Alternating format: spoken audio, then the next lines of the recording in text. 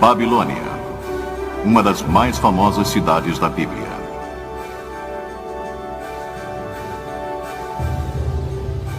Babilônia, o império que dominou o mundo antigo como centro de comércio, de poder militar, de cultura e religião.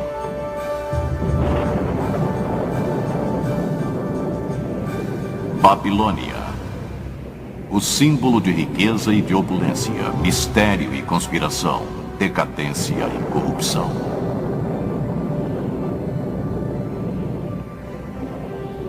Babilônia, a cidade imperial de Hammurabi e de Nabucodonosor, seu maior rei.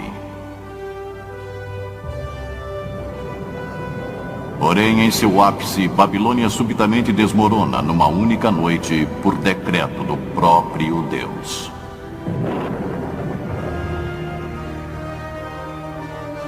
Isso foi há mais de 2.500 anos. Hoje, a Babilônia está surgindo novamente na planície da Mesopotâmia. Sua reconstrução parcial chamou a atenção dos teólogos, estudiosos e professores de profecias da Bíblia. Para alguns, isso sinaliza o surgimento da temida Babilônia, a Grande, prevista no livro do Apocalipse. Mas que relevância teria para nós atualmente? E por que o legado da Babilônia continua a nos fascinar? Unam-se a nós enquanto exploramos a Babilônia, passado, presente e futuro. Numa distribuição Comev. Olá, eu sou Neil Earl. Durante anos como ministro e como historiador, eu me senti fascinado pelo Oriente Próximo, principalmente como se relaciona com a Bíblia. Sabe, quando pensamos nos lugares onde os eventos da Bíblia ocorreram, nós geralmente pensamos em Belém, onde Jesus nasceu, em Nazaré, onde ele cresceu, ou talvez em Jerusalém, onde ele foi crucificado. Mas muitos eventos famosos da Bíblia tiveram lugar numa terra a centenas de quilômetros de onde Jesus vivia, numa parte do mundo chamada Mesopotâmia. Mesopotâmia significa a terra entre os rios Tigre e o Eufrates. Hoje, muito da antiga Mesopotâmia se encontra nas fronteiras do Iraque moderno. A Mesopotâmia é conhecida como o berço da civilização. Algumas de suas cidades datam do começo do registro da história. Possivelmente a mais famosa seja a Babilônia. Localizada nas margens do Eufrates, a cerca de 100 quilômetros ao sul de Bagdá, a Babilônia teve uma longa e fascinante história. Hoje, a maior parte da antiga Babilônia não passa de um monte de ruínas e de resquícios que se encontram sob as areias do tempo. Por que essa fascinação por um império desfeito há muito e por uma cidade destruída? Bem, há uma história intrigante, e ela é contada através de textos históricos e religiosos que foram descobertos pela arqueologia. Tal informação, reunida à da Bíblia, torna a história da antiga Babilônia uma história importante para nós hoje. Porque na Bíblia, a Babilônia é mais do que apenas um lugar no mapa. A Babilônia simboliza uma ideia, uma filosofia, uma forma de pensamento oposto a Deus. Tal ideologia, baseada no raciocínio humano, no orgulho e na arrogância dos homens, com frequência expressa como um materialismo autoindulgente que ainda está presente entre nós. Tal atitude fez com que Deus interviesse nos negócios da antiga Babilônia. E como veremos, os escritores da Bíblia relataram e preservaram a história da antiga Babilônia para nos dar uma percepção de nosso mundo de hoje, e muito além, para o futuro. Mas antes que consideremos o que temos pela frente, vamos examinar o que a história pode nos revelar. Porque a história tem a chave de nosso futuro. Nossa história começa muito antes que houvesse uma cidade chamada Babilônia. Ela começa com um grupo de viajantes que chegou à planície queimada pelo sol ao sul da Mesopotâmia há mais de 2.000 anos antes do nascimento de Jesus. A Bíblia nos conta que esses viajantes eram descendentes do patriarca Noé e de sua família. Nas décadas que se seguiram ao grande dilúvio, eles migraram para o sul ao longo dos vales do Tigre e do Eufrates. O livro do Gênesis conta que os filhos de Noé se estabeleceram nas planícies de Shinar. Shinar é o nome bíblico da região que foi posteriormente chamada de Babilônia. Hoje é conhecida como o sudeste do Iraque. Deus queria que os filhos de Noé se espalhassem e povoassem a terra. Ao invés disso, desafiadoramente resolveram se unir sob sua própria autoridade. Gênesis 11:4. Eles disseram: venham, edifiquemos uma cidade e uma torre cujo tope chegue até os céus, para que tornemos célebre nosso nome, para que não sejamos espalhados por toda a terra. De acordo com o historiador do século I, Flavius Josephus, o líder dessa gente era Nimrod, o bisneto de Noé. A Bíblia nos conta que Nimrod era um poderoso guerreiro na terra. Sob sua liderança, o povo começou a construir uma grande torre. Nimrod queria criar um embevecimento, um encantamento. Ele queria construir um império. Ele queria manter o povo unido sob sua autoridade. A Torre de Babel, eu acho que ilustra tal propósito com perfeição, porque é exatamente o que eles tentaram fazer. Eles tentaram ser os criadores. Porque quando você para pensar nisso, o Gênesis apresenta a criação em termos de ter sido na forma e na natureza de Deus. E então nos tornamos pequenos criadores. E principalmente em papéis de poder, eles sentiram que haviam se tornado criadores. E se você cria algo e sente que ele é tão superior, que, num certo sentido, você pode quase se ver como sendo uma pessoa destinada, até mesmo divina, como os antigos dirigentes com frequência se viam. Para construir uma torre que chegaria aos céus. Isso não lhe soa familiar? Seria a tentativa antiga da humanidade de atingir o espiritual através do físico. Os artistas ofereceram suas impressões de como essa torre, a famosa Torre de Babel, poderia ter sido.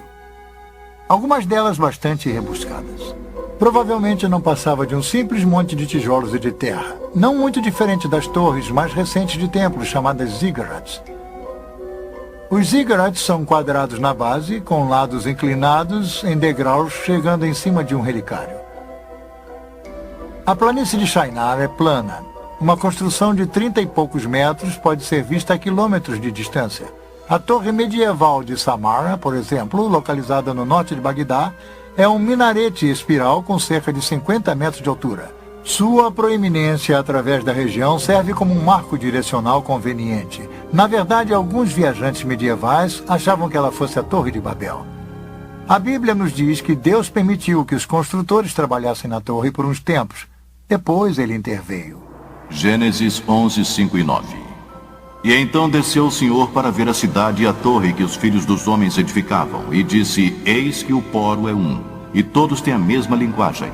Isto é apenas o começo. Agora não haverá restrição para tudo que intentam fazer. Vinde, desçamos e confundamos ali a sua linguagem, para que um não entenda a linguagem de outro. Destarte o Senhor os dispersou dali pela superfície da terra, e cessaram de edificar a cidade. E chamou-se-lhe por isso o nome de Babel, porque ali confundiu o Senhor a linguagem de toda a terra, e dali os dispersou por toda a superfície dela. Num ato súbito, Deus confundiu a linguagem do povo. Um balbucio de vozes surgiu nos andaimes. De repente, os encarregados e construtores não podiam mais se comunicar. O pânico reinava. A construção da cidade e de sua enorme torre sofreu uma interrupção abrupta. Na linguagem acadiana, o local da cidade inacabada ficou conhecido como o Portal de Deus. Porém, os hebreus a chamaram de Babel, baseados na palavra hebraica significando confundir. Babilônia não passa da forma grega de escrever a palavra hebraica Babel. De qualquer maneira, Babilônia e Babel são a mesma coisa. E Babilônia se referia à região centralizada em torno da cidade. A história da Torre de Babel foi criada para nos ensinar uma importante lição. A tolerância de Deus pelo orgulho e rebeldia aos humanos tem limite. E logo no início vemos Babilônia como se tornando o símbolo da oposição a Deus. O orgulho humano é um tema consistente sempre que a Bíblia menciona a Babilônia. Os sonhos grandiosos dos construtores da Torre de Babel criam um marco histórico importante. Nos dá nosso primeiro vislumbre de uma civilização organizada contra Deus. A Torre de Babel foi a primeira intervenção de Deus na história da Babilônia. E não seria a última. Mais de 2 séculos se passaram. Então encontramos a Babilônia reemergindo no cenário mundial, dessa vez com os amoritas. Eles criaram uma dinastia por volta de 2000 anos antes de Cristo. Os historiadores a chamam do Velho Império Babilônico. O mais famoso rei desse império foi um dirigente chamado Hammurabi. Hammurabi seja talvez mais conhecido por seu conjunto de leis que foram preservadas até hoje, o famoso Código de Hammurabi, um dos primeiros sistemas legais estruturados da história. As leis estão inscritas num pilar negro de diorito polido com mais de 2 metros de altura. Ele está cercado por um baixo relevo apresentando Hammurabi de pé diante da deusa do sol Shamash, deusa da justiça. O pilar possui mais de 4.000 linhas de escrita cuneiforme na língua acadiana, contendo 300 disposições legais. Elas cobrem negócios, crime, disputas familiares, interesses agrícolas e outros assuntos. Embora o código invoque punições graves, ele trouxe ordem e legalidade a uma terra onde o crime e a desordem há muito reinavam. A punição era veloz e certeira. Sob o domínio de Hammurabi, Babilônia conseguiu a supremacia militar na Mesopotâmia. Ele construiu um império de poder inigualável. Se estendia desde o Golfo Pérsico até os confins superiores do rio Tigre. A Babilônia se tornou um centro literário e cultural de destaque, a capital intelectual da Mesopotâmia. A civilização babilônica era altamente avançada. Textos matemáticos e astronômicos revelam que os antigos babilônicos criaram a hora de 60 minutos e o círculo de 360 graus. Hammurabi aumentou o reinado babilônico não apenas por conquistas, mas também através do comércio. A Babilônia ficava no entroncamento do comércio e da comunicação mundial. Caravanas traziam produtos raros e exóticos de locais distantes, cravos, originários das Ilhas Malucas ou das Ilhas das Especiarias da longínqua Indonésia, estavam dentre as muitas iguarias que eram importadas. A sedução da troca e do comércio, unida à religião, como iremos ver, sempre foi a chave para o sucesso e a dominância do sistema babilônico. A Babilônia, com seu nome original significando Portal de Deus, era um proeminente centro religioso e ostentava alguns dos mais ousados templos do mundo antigo. Como a maioria dos povos antigos, os babilônios adoravam muitos deuses. Sua religião se concentralizava na idolatria. Eles temiam as forças da natureza nos desertos ressequidos da Mesopotâmia. A linha entre a sobrevivência e a prosperidade era, na verdade, muito tênue. Chuvas demasiadas ou escassas demais poderiam acabar com todo o suprimento de alimento do ano. Os babilônios adoravam várias divindades, buscando nelas piedade e proteção, realizando intrincados e às vezes assustadores rituais. Os deuses precisavam ser aplacados. No mundo antigo, quem controlava a religião controlava as pessoas. Por isso não era de admirar que os babilônios acreditassem que seu rei reinava como o representante terreno de Deus. Eles foram um dos primeiros a fundirem a religião e a política num estado totalitário. Esse estado prosseguiu através da história. A idolatria permeava cada faceta da vida do antigo Oriente Próximo, e o problema era que a pessoa comum era praticamente totalmente afastada do conhecimento do verdadeiro Deus, o Deus da Bíblia. Isso, como veremos, também é um padrão babilônio. As leis de Hammurabi permitiram o rio a manter um controle rígido. Afinal, a Babilônia fora construída com trabalho escravo, e tal estado exigia uma completa subordinação do indivíduo a seu poder e a seus deuses. Os antigos monarcas eram totalitários. Enquanto reinavam, eles possuíam praticamente uma autoridade absoluta, porque eles eram o poder legislativo, judicial e o executivo, todos reunidos. Praticamente, em termos históricos, todos os reis, de certa forma, se estabeleceram como pequenos deuses. Há muito poucos reis que reconhecem Deus em termos de um poder maior do que o deles. Ou eles podem usar a linguagem, mas eles se consideram como estando acima da lei, como os intérpretes máximos da lei. Então, eu sempre digo que há apenas há alguns reis que não se consideravam pequenos deuses. Hammurabi criou um dos maiores impérios do Antigo Oriente Próximo. Ele estabeleceu a base para uma civilização que iria perdurar por mais de 1000 anos após sua morte. Mas era uma civilização baseada no poder, no prestígio na busca da riqueza e com pouco conhecimento do Deus Criador. Até mesmo a dinastia de Hammurabi não conseguiu durar para sempre. Depois de um reinado de mais de 40 anos, tribos bárbaras das montanhas do leste chegaram para atacar e enfraquecer a Babilônia. Um longo período de conflitos começou. Cerca de 1.600 anos antes de Cristo, a Babilônia foi saqueada e queimada por outro povo mencionado na Bíblia, os hititas. Os hititas levaram as riquezas e os prisioneiros da Babilônia para a distante Anatólia, nossa moderna Turquia. Mais tarde, os assírios, bem conhecidos de leitores do Velho Testamento, conquistaram a Babilônia. Séculos de caos político iriam se instalar até que a Babilônia surgisse novamente como uma cidade independente. A primeira grande era da Babilônia havia se acabado.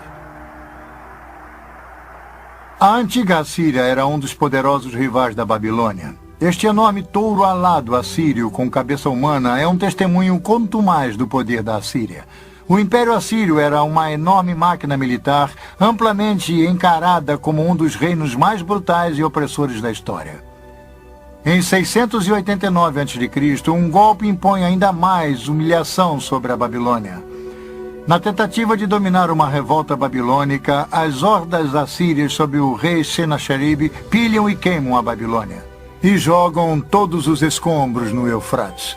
Os assírios inundam a cidade. Até suas fundações são destruídas. Senacherib se gaba. Eu tornei sua destruição mais completa do que a feita pela enchente, para que nos dias que virão o local da cidade, seus templos e deuses não sejam lembrados. Eu a extirpei totalmente através da inundação e a transformei numa campina. Senacherib deixou a Babilônia achando que havia lhe dado o golpe fatal. Ele estava redondamente enganado. A Babilônia não se abate assim tão facilmente. Ela se ergueria novamente para aclamar sua vingança. E foi exatamente o que aconteceu. O local da Babilônia foi eventualmente ocupado e reconstruído pelos caldeus. Foram os caldeus que finalmente humilharam a orgulhosa Assíria. Foi no ano de 612 a.C. quando os caldeus atacaram as muralhas de Nínive, capital da Assíria. Nínive caiu. Foi totalmente destruída. Hoje, as ruínas de Nínive atestam a destruição quase total da antiga cidade. O desaparecimento de Nínive foi tão completo que só foi redescoberta há 150 anos. O poder da Assíria havia sido domado, mas sob os caldeus, Babilônia estava de volta com sua vingança. E aí está uma grande chave para a história e a profecia bíblica. A Babilônia. Esta grande cidade, este grande inimigo simbólico de Deus, emerge repetidamente do abismo da destruição. Ela reaparece sempre nos diversos estágios da história, influenciando o curso da civilização. A queda assíria deixou um vácuo que tanto o Egito quanto a Babilônia procuraram preencher. 1000 anos após a Era de Ouro de Hammurabi, a Babilônia finalmente tinha a chance de reganhar a proeminência e o prestígio que um dia foram seus. E estávamos no verão de 605 a.C. Forças babilônias bem armadas realizaram um ataque rápido e decisivo contra os egípcios. Suas forças se confrontaram em Caxemir, ao norte da Assíria. A batalha custou ao Egito seu controle do Oriente Médio. Agora, quase um milênio após Hammurabi, a Babilônia mais uma vez mantinha um poder indiscutível no antigo Oriente Próximo. Sim, a Babilônia estava de volta. Mas será que uma Babilônia ressurgente, reconstruída, poderia evitar a sorte que havia assolado a cidade de Nimrod e o império de Hammurabi? Somente o tempo iria dizer. Babilônia, passado, presente e futuro.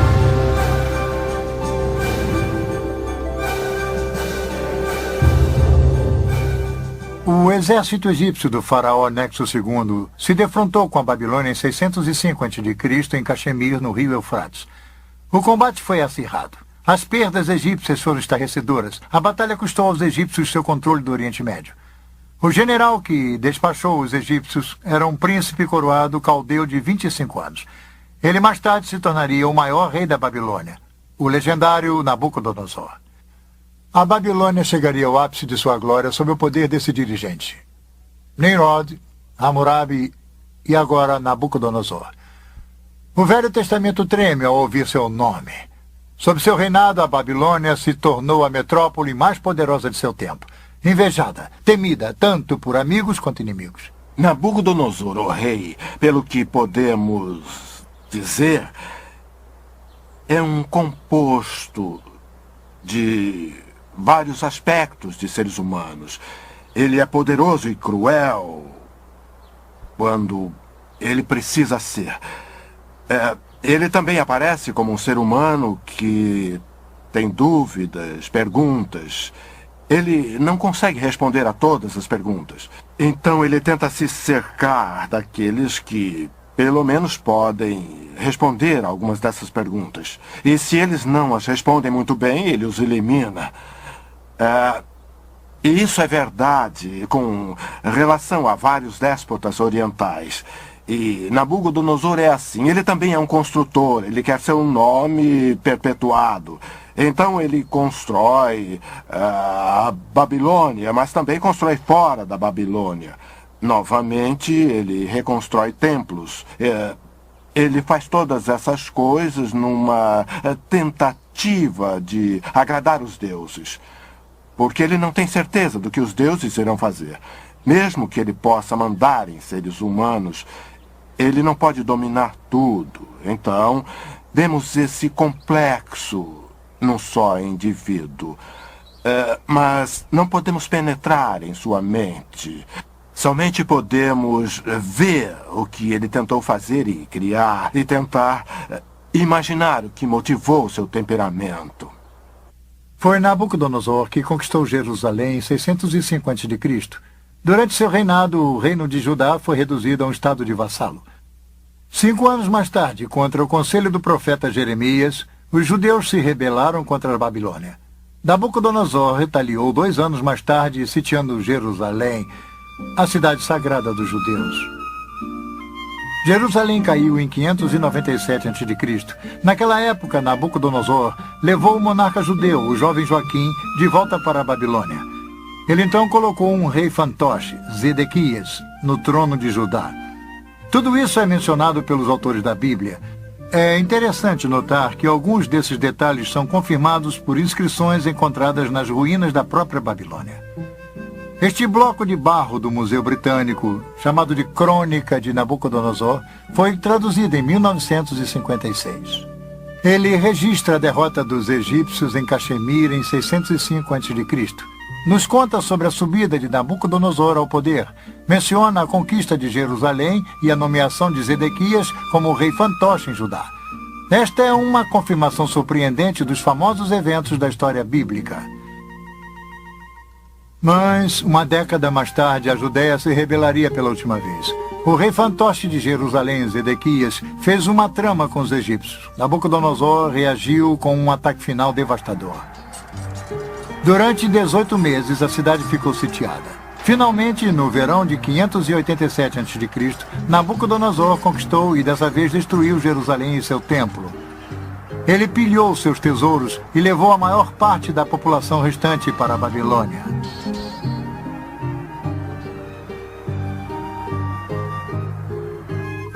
O reino da Judéia deixou de existir. Os judeus se tornaram um povo em exílio. Uma pungente lembrança disso é relatada no Salmo 137. Esta bela canção expressa a extrema tristeza dos judeus cativos, chorando por sua terra natal.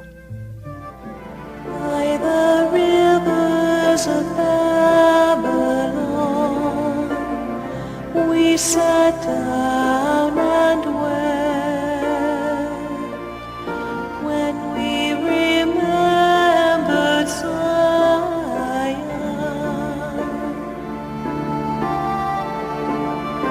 If I forget you, O Jerusalem, may my right hand forget its king.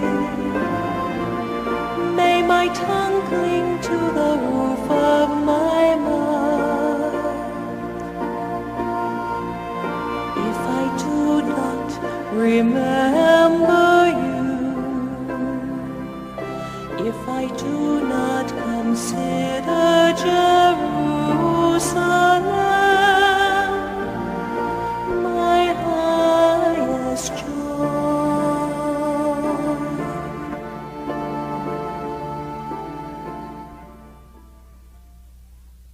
Babilônia estava no auge de sua glória quando os exilados judeus chegaram.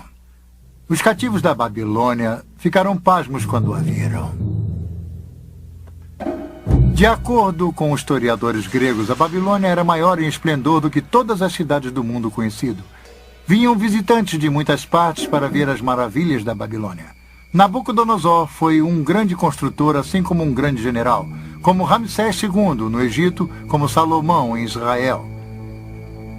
A Babilônia de Nabucodonosor era uma cidade de magníficos palácios, templos, parques e jardins. A escala e o tamanho gigantesco da cidade era surpreendente. Sua população estava estimada entre 100 e 200 mil. Era a maior cidade da Terra. Nosso detalhado conhecimento sobre a Babilônia de Nabucodonosor é resultado do trabalho árduo de um arqueólogo alemão, Robert Caldwell.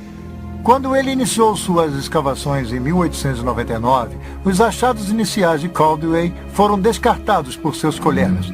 Mas, à medida que suas escavações começaram a descobrir a Babilônia da Bíblia como uma realidade histórica, seu trabalho se tornou o assunto da Europa. Ao norte da cidade, Caldwell descobriu pilhas de azulejos azuis na areia. Os azulejos haviam decorado as paredes laterais do caminho processional da cidade. O tijolo era o material padrão usado pelos babilônios para construir. Caldwell enviou os tijolos de volta para a Alemanha para identificação e para montagem. Os resultados foram surpreendentes. Aqui no Museu Pergamon, em Berlim, estão os tijolos originais da época de Nabucodonosor, todos montados. Esses magníficos leões, por exemplo, eram um símbolo da deusa Istar, uma das maiores divindades da Babilônia. Havia 120 desses leões ladeando o caminho para o enorme portão de Istar. Esta é a visão do caminho processional da Babilônia de hoje.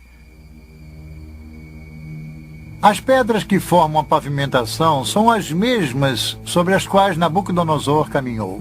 Suas paredes foram parcialmente reconstruídas por arqueólogos, e embora elas não tenham os belos leões de tijolos brilhantes que uma vez se adornavam, elas ainda fornecem a ideia da magnificência dessa famosa avenida.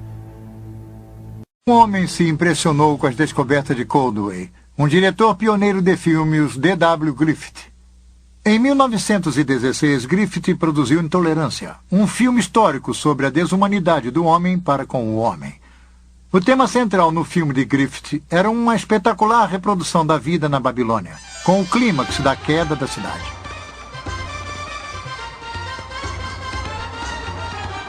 No filme, Griffith traz de forma mágica para a tela a magnificência e a grandiosidade da Babilônia de Nabucodonosor. Uma cidade que havia sido enterrada durante 25 séculos. Quando usamos a expressão esplendor pagão, ela poderia ter sido criada para a antiga Babilônia. Griffith mostra uma Babilônia de um grande esplendor arquitetônico. Uma Babilônia repleta de vida e de vitalidade. Suas ruas fervilhavam com mercadores, cartomantes, músicos ambulantes, agiotas, soldados, prostitutas, representantes dos governos, banqueiros e escravos. Griffith ofereceu ao público uma primeira visão do poder e da magnificência da Babilônia em seus dias de glória, assim como incrível ganância e sensualidade na cidade. A Babilônia de Nabucodonosor tornaria pequenas muitas de nossas modernas cidades por seu tamanho e esplendor. Vamos conhecer sua imensa escala. A Babilônia tinha um formato quase quadrado, dividido ao meio pelo rio Eufrates. A cidade foi construída com precisão. Suas ruas retas e largas cruzavam umas às outras em ângulos retos, como a maioria das cidades de hoje. A Babilônia estava cercada por uma muralha defensiva dupla, circundada por um fosso. Era a cidade mais bem protegida do mundo antigo. De acordo com uma fonte antiga, as muralhas da Babilônia tinham mais de 100 metros de altura por 30 metros de largura. Havia espaço suficiente em seu topo para permitir que uma charrete puxada por 4 cavalos desse uma volta completa. Os babilônios achavam que suas muralhas eram impossíveis de serem escaladas ou de serem invadidas. Torres de defesa estavam posicionadas em intervalos regulares. Mas as muralhas da Babilônia eram apenas o começo de suas maravilhas. O caminho processional era a avenida principal, norte e sul da cidade. Ele possuía mais de 20 metros de altura, pavimentada com pedras e ladeada por leões esculpidos, e o caminho processional levava para o norte, para o grande templo dedicado ao deus Merodach. Era a rua mais impressionante do mundo antigo. Este é o portão de Istar, magnífico e imponente. Era um símbolo arrogante da Babilônia, do rei Nabucodonosor. Este era um dos 8 portões fortificados da antiga cidade. Eles o batizaram em homenagem a Istar, a popular deusa do amor. Como o que fora feito com os tijolos vitrificados do caminho processional, os arqueólogos alemães também enviaram esses tijolos vividamente coloridos aqui para Pergamon e reconstruíram este magnífico portão. O portão de Istar, renomado em todo o mundo, é um símbolo do inigualável poder e força da Babilônia. Por ele passaram os exércitos vitoriosos da poderosa Babilônia quando retornavam de conquistas distantes. O verdadeiro portão de Istar está em Berlim. Turistas podem ver na Babilônia uma réplica com a metade do tamanho. Na entrada deste sírio foi construído pelo governo iraquiano. Não muito distante do portão de Istar, Nabucodonosor construiu um magnífico palácio. Este palácio continha 4 grandes pátios cercados por muitos apartamentos e suítes. A sala do trono de Nabucodonosor dava diretamente para o sul do pátio central. O orgulhoso Nabucodonosor chamava seu palácio de a maravilha da humanidade, o centro da terra, a residência brilhante e a morada da majestade. Essa reconstrução moderna nos dá uma ligeira ideia de como era o palácio na época de Nabucodonosor. Tijolos modernos, gravados com o nome Saddam Hussein, estão em cima dos tijolos antigos que tinham a marca do rei Nabucodonosor. Os novos tijolos substituem os tijolos quebrados e pilhados que formavam a parte superior do antigo palácio. Com um pouco de imaginação, podemos voltar no tempo e entrar no palácio. Passar pela entrada principal, cruzar o pátio leste para um segundo pátio e então para o grande pátio central. Este pátio central que está sendo reconstruído é uma área aberta que mede 66 metros por 60. Por aqui, há 25 séculos passados, passaram dignatários visitantes, embaixadores estrangeiros, oficiais da corte, escravos e exilados. Um pouco ao sul do pátio central está a grande sala do trono de Nabucodonosor. Vamos ver como é por dentro. A sala do trono mede 56 metros por 18. Ela se compara em tamanho com a famosa Sala dos Espelhos em Versalhes, na França. Aqui, parcialmente afastada para dentro da parede, ficava o trono de Nabucodonosor. No Museu Pergamon de Berlim, há uma reconstrução de um friso de tijolo vitrificado das paredes da Sala do Trono.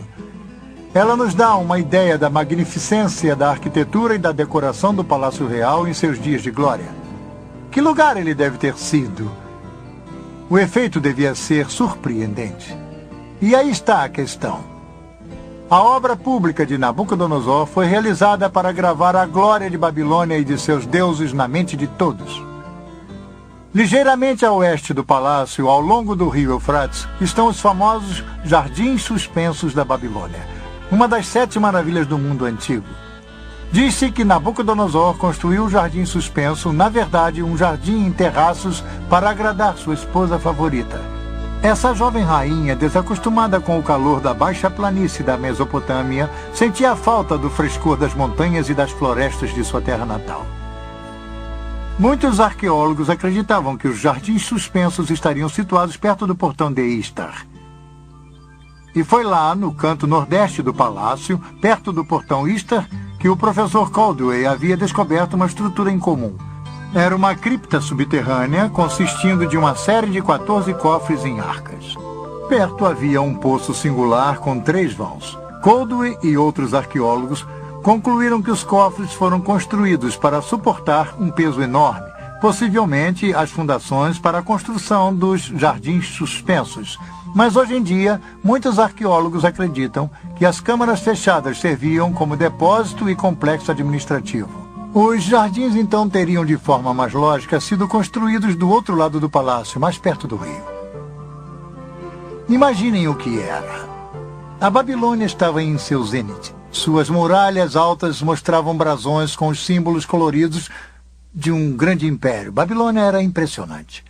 mas também era notória por sua decadência e por sua sensualidade. Afastada do verdadeiro Deus, viciada ao comércio e à idolatria, a decadência mora e a corrupção em Babilônia chegaram a um tal nível que ela se tornou conhecida como o Poço do Vício.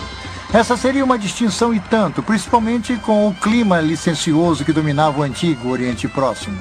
Novamente vemos a Babilônia como um símbolo de tudo que é oposto aos caminhos de Deus. Obcecado por seus prazeres malévolos e repleto de orgulho por seus grandes feitos, o povo da Babilônia, assim como seu rei, se encaminharam para o seu dia de ajuste de contas. É fácil ver como as pessoas podiam ser seduzidas pela riqueza, poder e pela visível sensualidade da Babilônia de Nabucodonosor. Através da riqueza e das atrações comerciais da Babilônia, o povo do Antigo Oriente Próximo era atraído a servir aos deuses da Babilônia, Merodach e Istar. Como veremos a seguir, a cidade da Babilônia, conforme descrita no livro do Apocalipse, também é uma mistura de idolatria e poder comercial. Outro marco dominante da Babilônia de Nabucodonosor era uma torre de 7 estágios ou um zigurat. Esta grande edificação julga-se ter sido construída no local da Torre de Babel original, feita por Nimrod. O zigurat estava localizado a cerca de 800 metros ao sul do Palácio Real. Com quase 100 metros de altura, tinha mais ou menos a mesma altura que a Estátua da Liberdade no porto de Nova York. Os babilônios a chamavam de Etemenanque, a casa da fundação dos céus e da terra. Ela possuía em seu topo um templo coberto com tijolos brilhantes azuis. Nabucodonosor se gabava. Eu ergui o pináculo da torre de estágios para que seu topo rivalize com os céus. A atitude de Nimrod estava viva e presente. Nada mais resta do zigurat hoje em dia, somente os resquícios de tijolos de sua base. A torre foi há muito tempo pilhada em seus tijolos e agora é simplesmente um buraco no chão. Oposto ao zigurat havia um enorme templo, o Templo de Merodach. Ele abrigava uma grande estátua de Merodach que diz-se era feita com 22 toneladas de ouro. Ele era comumente chamado de Bel, significando Senhor. Do relicário de Merodach, Nabucodonosor espalhou o conhecimento de Bel através do Antigo Oriente Próximo. Este é um dos motivos pelo qual o profeta Jeremias cita Merodach numa profecia que predizia a queda da Babilônia. Jeremias 52. A Babilônia será tomada, Bel está confundido e Merodach abatido. Cobertas de vergonha estão as suas imagens e seus ídolos tremem de terror. Porque do norte subiu contra ela uma nação que tornará deserta a sua terra e não haverá quem nela habite. Assim, os homens como os animais fugiram e se foram. A Babilônia parecia inexpugnável. Seu poder e sua riqueza dominavam o Antigo Oriente Próximo, mas igualmente sua crueldade e sua luxuriante idolatria. Como vimos na Torre de Babel, Deus não tolera para sempre o orgulho e a arrogância dos humanos. Em sua piedade, Deus tentou avisar Nabucodonosor. O rei começou a ter sonhos perturbadores, mas eram sonhos de aviso do próprio Deus Criador. Nabucodonosor não sabia o que estava acontecendo, nem ninguém em sua corte, a não ser uma pessoa, um jovem judeu cativo, um homem de Deus chamado Daniel. Babilônia, passado, presente e futuro.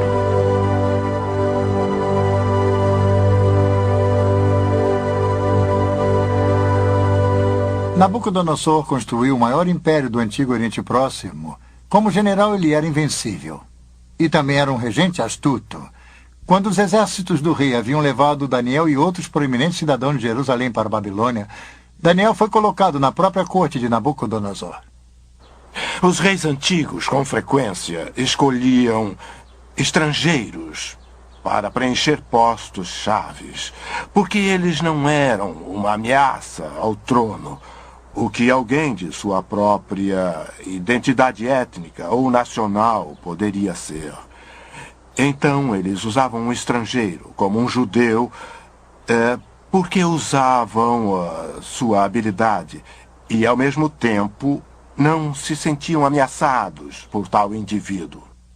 Dentre esse grupo seleto, Daniel e seus 3 companheiros, Sadraque, Mesaque e Abednego, embora eles fossem cativos, permaneceram leais ao verdadeiro Deus, ao Deus de Israel.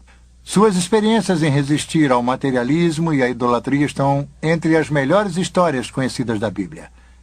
Quando os 3 amigos de Daniel se recusaram a adorar uma estátua de ouro que Nabucodonosor havia colocado, o rei, envaidecido, os condenou à famosa fornalha ardente. Daniel 3, 19 e 25.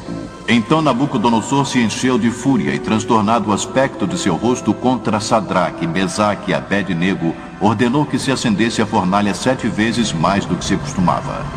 Ordenou aos homens mais poderosos que estavam no exército que atassem a Sadraque, Mesaque e Abed-nego e os lançassem na fornalha de fogo ardente. Então estes homens foram atados com os seus mantos, suas túnicas e chapéus e suas outras roupas e foram lançados na fornalha sobremaneira acesa. Porque a palavra do rei era urgente e a fornalha estava sobremaneira acesa. As chamas do fogo mataram os homens que lançaram de cima para dentro a Sadraque, Mesaque e Abed-nego. Estes 3 homens caíram atados dentro da fornalha sobremaneira acesa. Então o rei Nabucodonosor se espantou e se levantou depressa e disse a seus conselheiros: Não lançamos nós 3 homens atados dentro do fogo? Responderam ao rei: É verdade, ó rei. E ele tornou e disse: Eu, porém, vejo 4 homens soltos que andam passeando dentro do fogo sem nenhum dano, e o aspecto do quarto é semelhante a um filho dos deuses. Para ganhar vantagem, Nabucodonosor chamou Sadraque, Mesaque e Abed-nego para ficarem ao seu lado. O fogo não havia feito mal a seus corpos, nem eles cheiravam a fumaça. Numa reviravolta surpreendente, Nabucodonosor louvou o Deus que enviou seu anjo para salvá-los e os promoveu a altas posições em seu reino. A relação entre Daniel e Nabucodonosor era de fato estranha. De um lado havia Nabucodonosor, rei pagão do mundo conhecido, cujos feitos ousados se baseavam na força militar e no trabalho escravo. Do outro, um jovem escravo judeu, trazido de sua terra natal para a Babilônia. Um servo do verdadeiro Deus, e apesar disso, leal a seu rei. Nabucodonosor é apresentado como sendo, pelo menos no livro de Daniel, relativamente simpático ao Deus de Israel e ao Deus de Daniel. Mas dizer que Nabucodonosor era alguém que havia colocado sua fé no Deus de Israel e de Daniel, eu diria que não. Esses reis antigos eram grandes políticos e eles tomavam decisões a esse respeito que eram tomadas, eles achavam, a seu próprio favor. Foi quando Daniel se encontrava preso na Babilônia que ele e o rei começaram a ter sonhos perturbadores e visões. Deus estaria fornecendo aos dois uma visão do futuro. O 2º capítulo do livro de Daniel registra um sonho particularmente perturbador de Nabucodonosor. Daniel o descreve. Daniel 2, 32 e 35. Tu, ó reis, estava vendo, e eis que aqui uma grande estátua, esta que era imensa e de extraordinário esplendor, estava em pé diante de ti, e a sua aparência era terrível. A cabeça era de fino ouro, o peito e os braços de prata, o ventre e os quadris de bronze. As pernas de ferro, os pés em parte de ferro, em parte de barro. Quando estavas olhando, uma pedra foi cortada sem auxílio de mãos, feriu a estátua nos pés de barro e ferro e os esmiuçou. Então foi juntamente esmiuçado o ferro, o barro, o bronze, a prata e o ouro, os quais se fizeram como a palha das eiras no estio, e o vento os levou, e deles não se viram mais vestígios. Mas a pedra que feriu a estátua se tornou uma grande montanha que encheu toda a terra.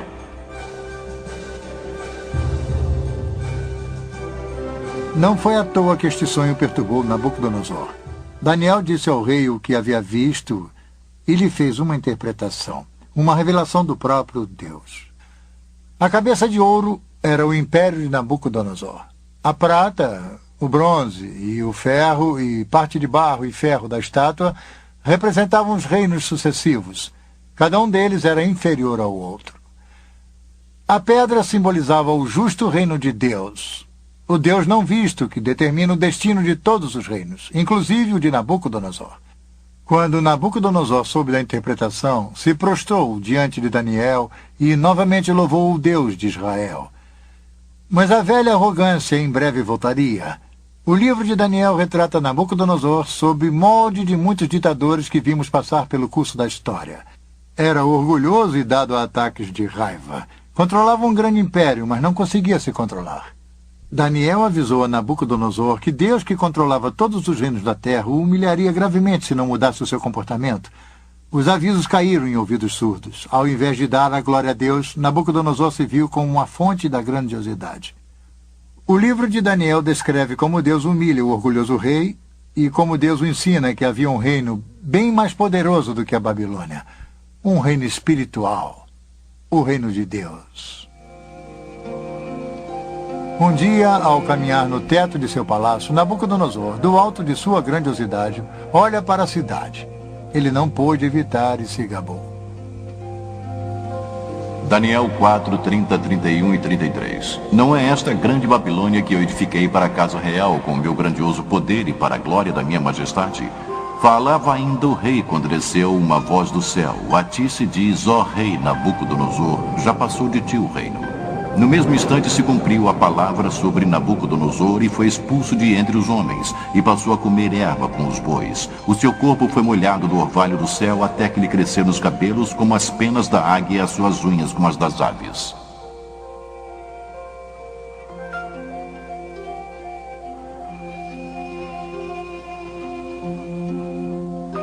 Ele foi vencido pela insanidade. Durante 7 anos se comportou mais como uma fera selvagem do que como ser humano. No final de 7 anos, a mente de Nabucodonosor se recuperou, mas a experiência havia lhe ensinado uma lição primordial, e talvez a lição mais importante do livro de Daniel. Deus, e não pequenos príncipes, mantém a autoridade suprema sobre este mundo. A Bíblia registra o aviso de Nabucodonosor àqueles que o seguirem em posição de poder e de autoridade. Quer fosse num gabinete ou numa sala de reuniões, seus conselhos deveriam ser seguidos por todos nós. Daniel 4, 34, 35 e 37. Mas ao fim daqueles dias, eu, Nabucodonosor, levantei os olhos ao céu, tornou-me a vir o entendimento. E eu bendigo o Altíssimo, e louvei e glorifiquei ao que vive para sempre, cujo domínio é sempiterno, e cujo reino é de geração em geração. Todos os moradores da terra são por ele reputados em nada, e segundo a sua vontade ele opera com o exército do céu e os moradores na terra. Não há quem lhe possa deter a mão nem lhe dizer que fazes. Agora, pois, eu, Nabucodonosor, louvo, exalto e glorifico ao Rei do céu, porque todas as suas obras são verdadeiras e os seus caminhos justos, e pode humilhar aos que andam na soberba. Mas se Nabucodonosor aprendeu uma lição importante, seus descendentes não aprenderam. Após um reinado de 43 anos, Nabucodonosor morreu em 562 a.C. Foi sucedido por 4 reis num período de 7 anos, cada sucessor mais fraco do que o outro. O último rei de Babilônia foi Nabonide ou Nabone. Ele assumiu o trono em 55 a.C. Seu filho e príncipe coroado era Belsaruzur ou Belsazar, chamado pela Bíblia. Por motivos que não são totalmente esclarecidos, o sábio e excêntrico Nabonidos passou os últimos 10 anos de seu reino no distante oásis de Tema, na Arábia, estudando história e religião. Enquanto Nabonidos se encontrava afastado, seu filho Belsazar reinava na Babilônia. Agora temos um fascinante relato detetivesco da Bíblia. Durante séculos, o nome de Belsazar não foi encontrado em outro lugar a não ser no livro de Daniel. Os historiadores citavam Nabonidos como sendo o último rei da Babilônia, mas nada de Belsazar. Não é de admirar que alguns céticos tenham rejeitado as declarações de Daniel sobre Belsazar, rotulando-as de ficção, ou um dos erros históricos da Bíblia. Porém, em 1854, vários pequenos cilindros de barro apareceram. Eles foram encontrados aqui, em Ur, na Mesopotâmia. Tinham inscrições com relatos da reconstrução de um zigurats pelo rei Nabonidos.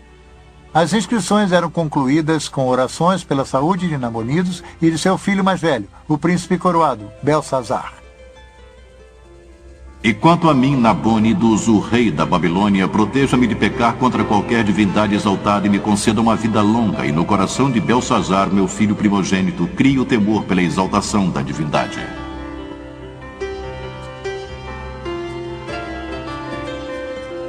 Tal achado arqueológico é importante para a história de Daniel, porque a inscrição esclarece o comando de Belsazar no 5º capítulo, versículo 29 de Daniel. É aí que Belsazar proclama Daniel como o 3º maior regente do reino. Nabonidos era o 1º, Belsazar o 2º e Daniel o 3º. Este é um exemplo notável da precisão da Bíblia. Foi durante o reino de Belsazar que Deus deu a seu profeta Daniel outra importante visão. Novamente, ele avistou um quadro profético. Daniel viu uma sucessão de impérios que iriam controlar o antigo Oriente Próximo a partir de seus dias. Daniel 7, 3 e 7. 4 animais grandes diferentes uns dos outros subiam do mar. O primeiro era como leão e tinha asas de águia. Enquanto eu olhava, foram-lhe arrancadas as asas. Foi levantado da terra e posto em 2 pés como homem, e lhe foi dada a mente de homem. Continuei olhando, e eis aqui o segundo animal, semelhante a um urso, o qual se levantou sobre um dos seus lados. Na boca, entre os dentes, trazia 3 costelas e lhe diziam: levanta-te, devora muita carne. Depois disto, continuei olhando, e eis aqui outro, semelhante a um leopardo, e tinha nas costas 4 asas de ave. Tinha também este animal 4 cabeças, e foi-lhe dado domínio. Depois disto, eu continuava olhando nas visões da noite, e eis aqui o 4º animal, terrível, espantoso e sobremodo forte, o qual tinha grandes dentes de ferro. Para nós que vivemos no século XX, a descrição de feras estranhas pode parecer curiosa ou bizarra. Mas para os antigos, criaturas que pareciam mistura de feras eram bem mais familiares. Surge então um ponto importante para entender a profecia. Alguns intérpretes bíblicos cometem o erro de tentar explicar o simbolismo bíblico sem referência ao background histórico do livro. Especulações elaboradas são necessárias. Para evitar essa armadilha, é essencial determinar o significado de um capítulo ou de um texto em seu ambiente natural. O importante é o que isso significou para as pessoas que ouviram pela primeira vez. Este é um princípio sólido para um bom estudo bíblico. Para as pessoas do tempo de Daniel, animais compostos tinham um significado. Vivendo e trabalhando na Babilônia, Daniel via essas descrições todos os dias. Vamos pegar, por exemplo, o famoso dragão de Maradak. Era o tema de decoração preferido da cidade, utilizado por artistas para ornamentar o portão de Istar. É uma fera híbrida ou composta.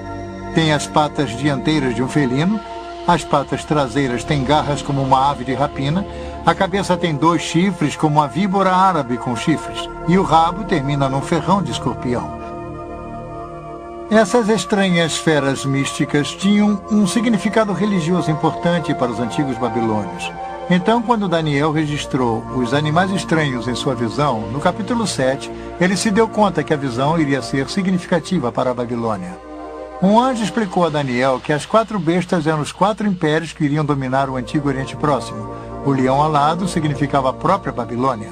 De forma interessante, o leão da Babilônia é encontrado até hoje no antigo local da cidade. Em 1776, depois de Cristo, aldeões do Iraque descobriram este monumental leão de basalto. Isto confirma que o leão era o símbolo da deusa Istar e da própria Babilônia. O leão está de pé sobre um inimigo caído, preso embaixo de suas patas. As costas do leão têm marcas indicando que seriam para as celas de Istar. Uma mulher cavalgando uma fera? Esta seria uma imagem significativa mais tarde no livro do Apocalipse.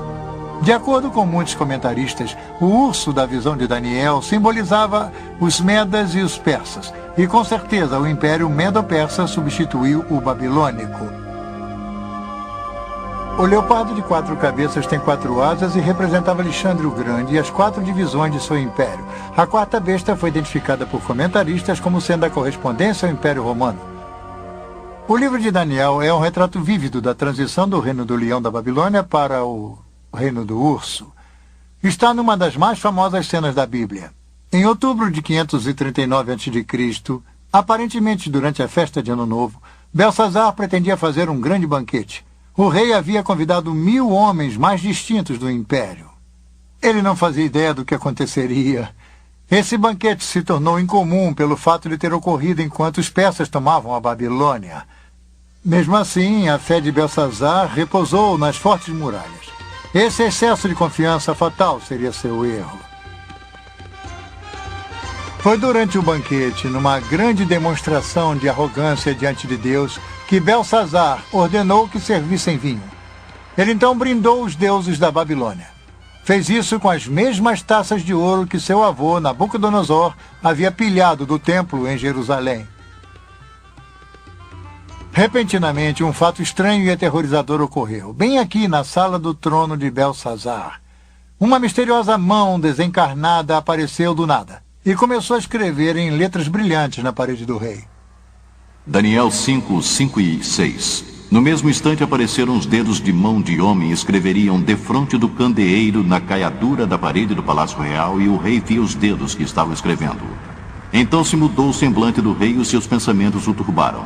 Então entraram todos os sábios do rei, mas não puderam ler a escritura nem fazer saber ao rei a sua interpretação. Daniel 5, 13 e 17. Então Daniel foi introduzido à presença do rei e disse: todavia lerei ao rei a escritura e lhe farei saber a interpretação. Daniel 5 e 25. E esta, pois, é a escritura que se traçou: Mene, Mene, Tekel e Parsim. Esta é a interpretação de cada palavra. Mene, contou Deus o teu reino e deu cabo dele. Tekel, pesado, foste na batalha e achado em falta. Pere, seu reino foi dividido e dado aos medas e aos persas.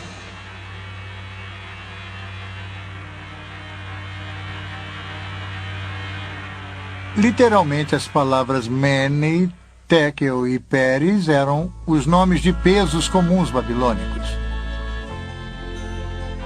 Antes das moedas serem inventadas, os negócios eram feitos através de lingotes de metal como moeda. Precisavam ser pesados numa balança com medidas precisas, como este leão de 2 menes, para pesar o seu valor. A interpretação de Daniel da escritura na parede foi feita através do significado de raiz. Mene, significando contar, Tekel, pesado, e Parsim, dividido.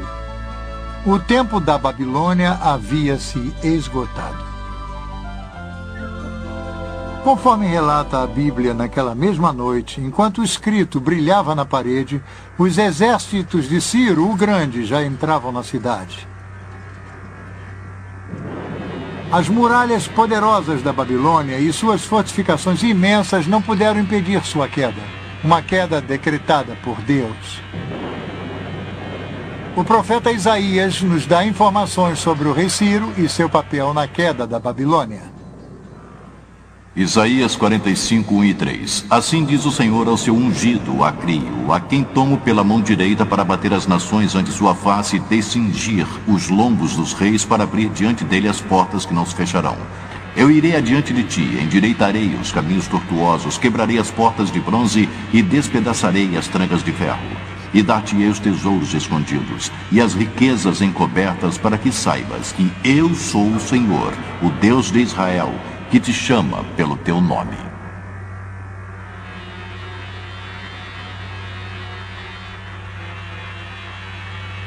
A Escritura nos dá a ideia da forma surpreendente com que Ciro capturou a Babilônia. Com suas muralhas maciças, Babilônia parecia inexpugnável, mas desconhecido pelos babilônios, Ciro havia armado um plano engenhoso. A Bíblia não fornece os detalhes, mas é descrito em grande detalhe pelos antigos historiadores Heródoto e Xenofon. Enquanto Belsazar festejava, tropas persas estavam ocupadas rio acima, desviando o curso do rio Eufrates. O rio normalmente fluía por baixo dos portões maciços e entrava pela cidade. Aí os persas cavaram um canal. Isso redirecionou o rio para um velho leito. O Eufrates começou a ficar mais baixo, permitindo que os persas atravessassem por baixo dos portões e entrassem na Babilônia. Relatos nos contam que Ciro colocou um espião na cidade, e naquela noite ele destrancou os portões da muralha interna. Através desses portões, o exército de Ciro entrou na cidade e os babilônios foram totalmente surpreendidos. A Babilônia era tão grande que, quando as partes externas foram invadidas, os que moravam no centro da cidade não sabiam do ataque. Belsazar e seus convidados continuavam com seu desafio idólatra a Deus até que foi tarde demais, como o livro de Daniel nos conta. Naquela mesma noite, Belsazar, rei dos babilônios, foi assassinado. A maior cidade da antiguidade havia sido tomada. A cabeça de ouro de Daniel 2 foi substituída pela arca e pelas armas de prata. O leão pelo urso. A Babilônia era o colosso econômico do mundo antigo, mas havia se tornado um exemplo de decadência moral e de corrupção. Seus líderes haviam se embebedado com o próprio poder. A queda da Babilônia nos ensina uma lição que às vezes esquecemos. Deus reina na história. É uma lição para nós hoje em dia. A Babilônia acabou como grande potência. Mas a Babilônia já havia caído antes. Será que se ergueria novamente? Babilônia, passado, presente e futuro.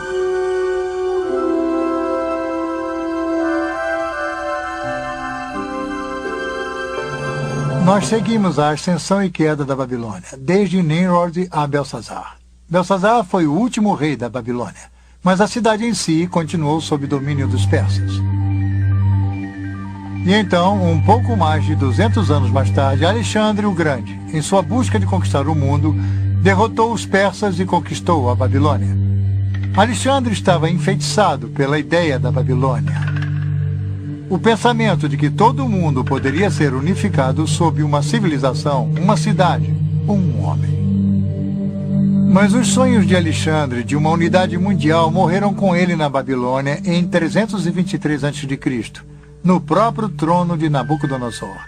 Nos anos que se seguiram, a cidade começou a se deteriorar. Na época de Jesus, os palácios e templos da Babilônia já haviam sucumbido. Tempestades de areia haviam enterrado os parques e aquedutos, até mesmo o Eufrates havia mudado de curso. Um imperador romano visitou a Babilônia 85 anos após a morte de Jesus e não encontrou nada além de seixos, pedras e ruínas. Hoje, o superpoder do mundo antigo jaz desolado e esquecido. Seus palácios, templos, parques e jardins, suas ruas e avenidas largas são apenas pós e escombros. Tijolos partidos com o nome de Nabucodonosor estão jogados aos montes pelo local. Somente uma pequena parte do que um dia foi uma grande cidade foi restaurada como parque arqueológico, e mesmo assim apenas em parte. A maior parte da vasta metrópole permanece um deserto abandonado, não sendo mais a cidade viçosa de seus dias de glória. Ela jaz desocupada, abandonada e esquecida. Isaías 13, 19 e 20. Babilônia, a joia dos reinos, a glória e orgulho dos caldeus, será como Sodoma e Gomorra quando Deus as transtornou. Nunca mais será habitada, ninguém morará nela de geração em geração.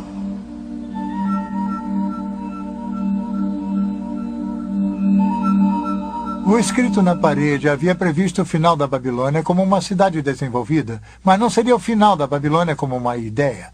Até mesmo Alexandre o Grande ficou seduzido pelo legado, e quando chegamos ao Novo Testamento, encontramos que a Babilônia se torna mais do que uma mera localidade geográfica. A Babilônia simboliza uma ideologia, uma atitude, a epígrafe de uma civilização organizada em oposição a Deus. Eu descreveria a Babilônia como sendo uma cidade que simboliza em escritura aquela na qual haveria o auge do poder humano e como ele reina, conquista e tudo mais através da história. Mas, em resumo, como seus regentes eram corruptos, ela, na verdade, tem o que merece no curso da história humana, porque aqueles que a governaram se consideravam pequenos deuses. Aí é que está a questão. Em todas as épocas, o povo de Deus viveu em meio a uma Babilônia espiritual, um mundo sem Deus. Em tal mundo, um mundo em busca do físico e do material, motivado pelo lucro, pouco se tem pensado ao reino espiritual, ao reino de Deus. Isso seria, como vimos, o padrão babilônico. E, nesse sentido, a Babilônia continua presente.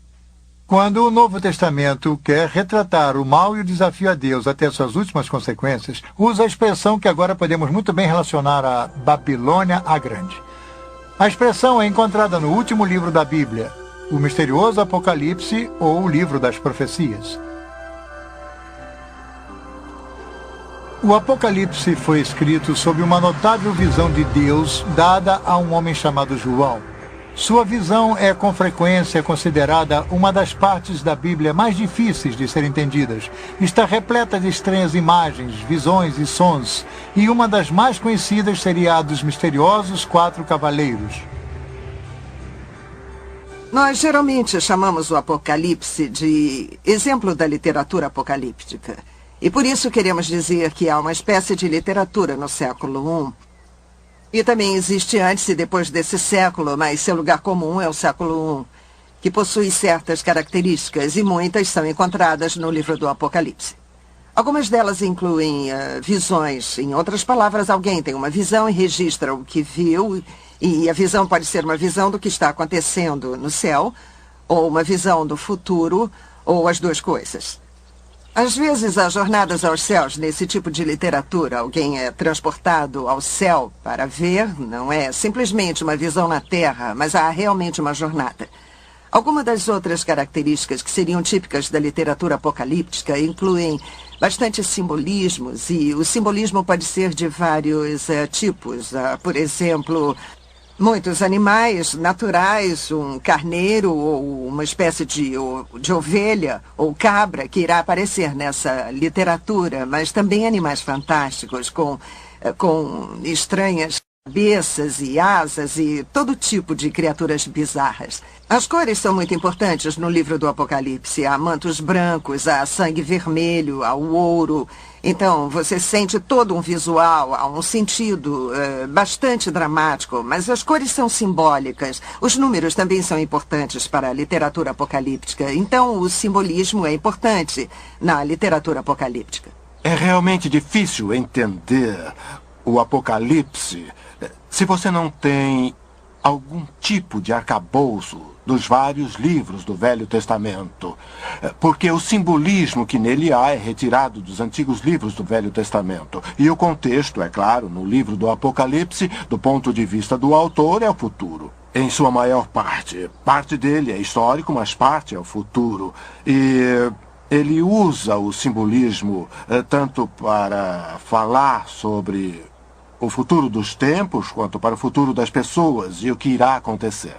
Os escritores apocalípticos ansiavam pela interferência decisiva de Deus na história. João, no livro do Apocalipse, vivia num tempo de perseguição. Os cristãos estavam sendo mortos pelo Estado romano. A grande visão é que Babilônia Grande era um símbolo, um nome para o Império Romano. E se pensar que este livro foi escrito em algum momento do século I, em qualquer lugar que os cristãos vivessem, eles viviam numa realidade dominada por Roma. Roma reinava, controlada por Roma. E, portanto, é muito natural que o poder do mundo fosse simbolizado por um símbolo que vem do próprio passado de Israel, ou seja, a Babilônia Grande. Isso quer dizer, no Velho Testamento, Babilônia é um país de verdade que retira o povo de Israel para o cativeiro. E eu acho que o autor do livro do Apocalipse reaplica, então, o símbolo como um aviso aos cristãos de que Roma de hoje pode oferecer o mesmo tipo de ameaça, talvez não um cativeiro físico, mas pode ser um perigo real para o povo de Deus. Então há uma espécie de recorrência ou uma natureza temporal nesse símbolo. A atitude de Babilônia Grande é atemporal e penetrante. É uma atitude de oposição a Deus e aos ensinamentos de Jesus Cristo. A atitude é insidiosa porque a riqueza e a prosperidade eram atraentes do lado de fora. Por isso, as referências à Babilônia Grande nos capítulos 17 e 18 do livro do Apocalipse têm muita importância para nós hoje. Apocalipse 17, 3 e 4. E vi uma mulher montada numa besta escarlate, besta repleta de nomes de blasfêmia, com 7 cabeças e 10 chifres. Achava-se a mulher vestida de púrpura e de escarlate, adornada de ouro, de pedras preciosas e de pérolas.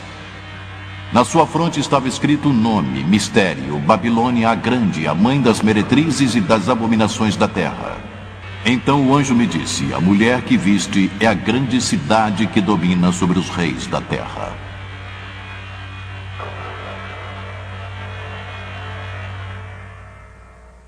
Aqui temos toda a imagem vívida da literatura apocalíptica. É um tempo futuro. Há uma mulher, a besta, as cores brilhantes e o simbolismo. O simbolismo de prostituição.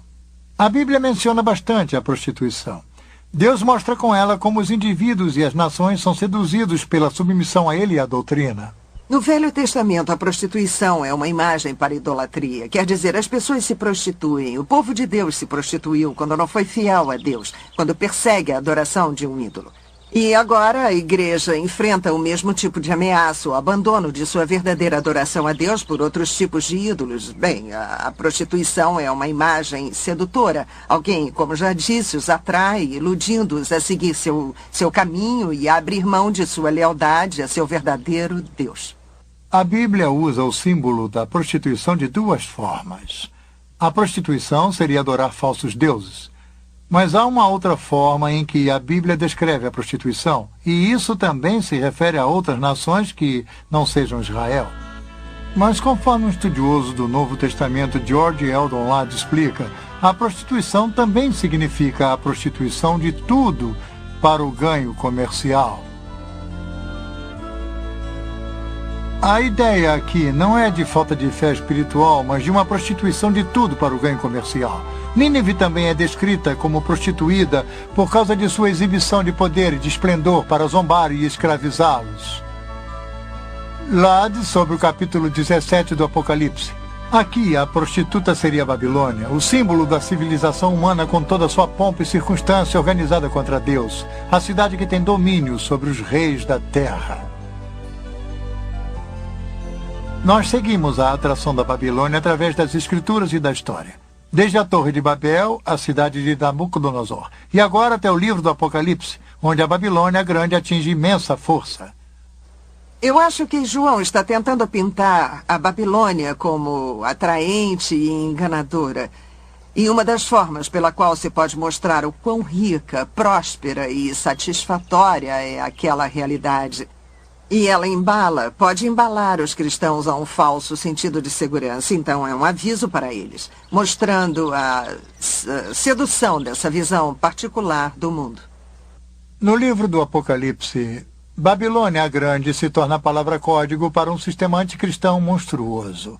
Um colosso econômico dedicado a acumular poder e riqueza através do comércio mundial. Esta é a atração fatal da Babilônia, o ganho comercial obtido a qualquer custo. Apocalipse 18:3. Pois todas as nações têm bebido do vinho do furor da sua prostituição, como elas se prostituíram os reis da terra. Também os mercadores da terra se enriqueceram à custa de sua luxúria. Ao longo dos séculos, muitos tentaram identificar a Babilônia com nações específicas, impérios e até mesmo com igrejas. A cada ano, parece, novos candidatos são citados para o papel de figuras simbólicas do livro do Apocalipse. Babilônia, a besta, o falso profeta. Mas todas as interpretações têm uma coisa em comum. Todas estão erradas. A história da interpretação do livro do Apocalipse é bastante interessante porque quase toda a geração de cristãos que a lê sente que é o endereçado direto daquele livro. A Babilônia é tal entidade, ou é tal igreja, ou tal império. Por várias vezes, as pessoas previram o final dos tempos. E então, elas tiveram que mudar de ideia, rever, refazer, ou talvez tenhamos lido de forma errada, talvez tenhamos lido errado. Este refrão é repetido várias vezes, não apenas no século XX, mas toda a história, a leitura desse livro demonstra que nós estivemos errados repetitivamente. Agora, isso nos deve revelar que é muito perigoso tirar conclusões apressadas sobre ser dogmático, sobre o que ou quem é Babilônia, quando os eventos aconteceram. As perguntas quando são as mais importantes no livro do Apocalipse, de qualquer modo. Que Deus irá triunfar. Que Deus irá triunfar através de Jesus Cristo. Essas são as principais afirmações do livro. Quando acontecerá e quem fixou essa imagem que, na minha opinião, alguém quer nos afastar da ideia central desse livro. Então, o livro do Apocalipse descreve o ápice final do espírito da antiga Babilônia. Uma atitude contra Deus que está presente hoje, presente através da história, e que irá atingir seu clímax no final dos tempos. Mas não importa o que haja pela frente, o triunfo supremo de Deus sobre todas as coisas está assegurado. O capítulo 18 do livro do Apocalipse comemora antecipadamente a vitória final de Deus sobre a Babilônia a Grande. Apocalipse 18, 9 e 10. Ora chorarão e se lamentarão sobre ela os reis da terra, que com ela se prostituíram e viveram em luxúria, quando virem a fumaceira do seu incêndio. E conservando-se de longe pelo medo do seu tormento, dizem: ai, ai, tu, grande cidade, Babilônia, tu, poderosa cidade, pois em uma só hora chegou o teu juízo. E sobre ela choram e pranteiam os mercadores da terra, porque já ninguém compra. Do sistema para enriquecer, explorando os jovens, os velhos, os incultos e os desafortunados.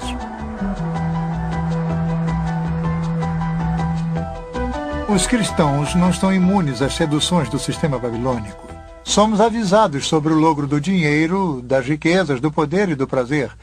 Nós devemos viver, no entanto, de acordo com os ensinamentos de Jesus. E tais ensinamentos incluem servir, dar e repartir. É por isso que João nos avisa: retirai-vos dela, povo meu, para não serdes cúmplices em seus pecados e para não participardes dos seus flagelos. O Novo Testamento está cheio de avisos contra os peritos e o engodo do materialismo. As riquezas levam a um falso sentido de segurança. Jesus disse: não se pode servir a dois senhores, não se pode servir a Deus e ao dinheiro. E no livro do Apocalipse, é claro, a Babilônia é retratada como extremamente rica. E aí está, Deus ou dinheiro. Então tudo faz parte do quadro, parte das armadilhas, e o tom materialista também faz parte disso. Na sequência de tempo do livro do Apocalipse, Babilônia é destruída. Mas a boa nova é que não é o fim do mundo. Não é mesmo. Na visão de João, é o começo do domínio dos santos sobre Jesus Cristo. Então, o Apocalipse oferece esperança. É uma visão de vitória. A vitória de Jesus sobre todos aqueles que se opõem ao reino de Deus. Dizer que o livro do Apocalipse é uma visão da vitória de Jesus Cristo é, na verdade, um ótimo resumo.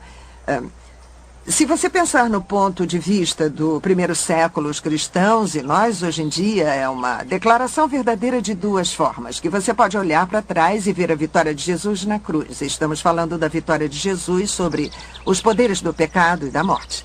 E é precisamente essa vitória que garante a vitória futura e nos dá a esperança para um futuro. Então, sim, uma vitória final de Cristo é uma boa forma de resumir o livro, mas você tem que lembrar que ela começou quando Deus fez aquilo com Cristo na cruz. Nossa história nos levou de Nimrod a Nabucodonosor, ao presente e ao futuro. Nós vimos o legado da Babilônia. Tem sido um padrão familiar que vimos se tecendo ao longo da história. Essa atitude de Babilônia está presente hoje. Então somos desafiados a que reino iremos servir? Ao reino de Deus ou da Babilônia? A Deus ou ao dinheiro? Babilônia, a grande, representa o resumo do poder do homem distanciado de Deus. Porém, o reino de Deus é muito mais poderoso. Nosso chamado é para servir a esse reino e ao seu rei, Jesus Cristo. Em suma, este é o único reino que irá perdurar. O poder e a glória de Cristo apenas. Esta é a lição que até mesmo Babilônia, a grande, será forçada a aprender.